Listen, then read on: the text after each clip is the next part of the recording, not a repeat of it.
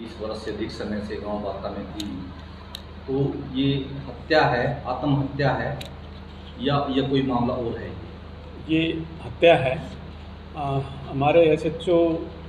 कलायत के पास सुबह लगभग 7:30 बजे डिसीड मृतका के भाई का सहारनपुर से फ़ोन आया था, जिसने बताया था कि भी मेरी बहन मुकेश बाता गांव में ब्याह रखी है, और जो कि उसका पति काफ़ी समय से शादी के बाद से उसके साथ मार पिटाई करता है, और उसने मेरी पत्नी को मार के और उसका दाह संस्कार कर दिया है। तो उसके बाद उसके उपरांत मैं मेरी टीम यानी कि एसएचओ अपनी टीम लेके तुरंत बाता गांव में पहुंचा। जब बाता गांव में शमशान भूमि में पहुंचा तो देखा कि भी एक लेडी की डेड बॉडी जल चुकी थी और वहां पर कोई नहीं था। और जब उसका भाई पुलिस स्टेशन पहुंचा तो उसने अपनी कंप्लेंट दर्ज कराई और एक एफआईआर दर्ज कराई, जिसने उसने अपनी पूरी डिटेल बताई कि भी मेरी बहन को उसका पति काफ़ी समय से मार पिटाई करता आ रहा था, और जिस वजह से उसने उसकी कल हैंगिंग करके डेथ कर दी है और उसका दाह संस्कार कर दिया है। एफआईआर दर्ज होने के बाद इन्वेस्टिगेशन कंडक्ट की गई, और जहाँ पर दाह संस्कार किया गया था वहाँ पे एफएसएल टीम की विज़िट हुई, और विज़िट में उस समय तक राख बन चुकी थी, डेड बॉडी बिल्कुल ख़त्म हो चुकी थी।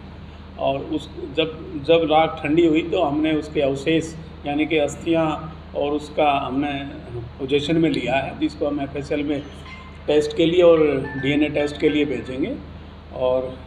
अभी हमारे पास ऐसी कोई एविडेंस नहीं है फ़िलहाल, लेकिन मैटर ऑफ इन्वेस्टिगेशन है, करेंगे। और उसके हस्बैंड को हमने अरेस्ट कर लिया है, प्रमोद नाम है जिसका, और उसकी डिस्क्लोज़र में यही आया है कि भी मेरे झगड़ा ज़रूर रहता था, और मैंने रात को झगड़े के उपरांत अपनी घरवाली को एक चुन्नी से उसकी फांसी लगा के पहले डेथ की, और उसके बाद सुबह 6 बजे से पहले ही उसका दाह संस्कार कर दिया। हम तो डिप्टी साहब, जैसे ये मामला पहुंची कि जो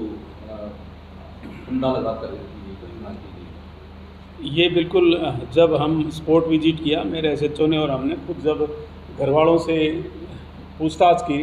एक शुरुआत में ही सब की अलग अलग स्टेटमेंट आ रही थी।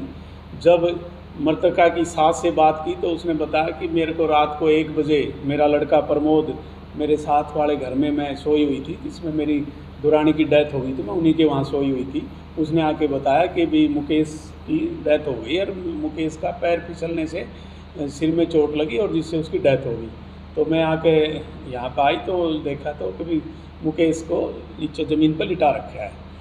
तो सास की स्टेटमेंट अलग थी। और जब उस मृतका के लड़कों से, उसके 3 लड़के हैं, एक लड़का कहीं कावड़ लेने के बाद था, 2 छोटे लड़के थे जो 9th और 10th के स्टूडेंट हैं, उन्होंने अलग अलग स्टेटमेंट दी। तो उन्होंने कि भी मेरे पिताजी ने बताया कि भी आपकी माता जी का डेथ हो गई है और वो उसको हार्ट अटैक आया है।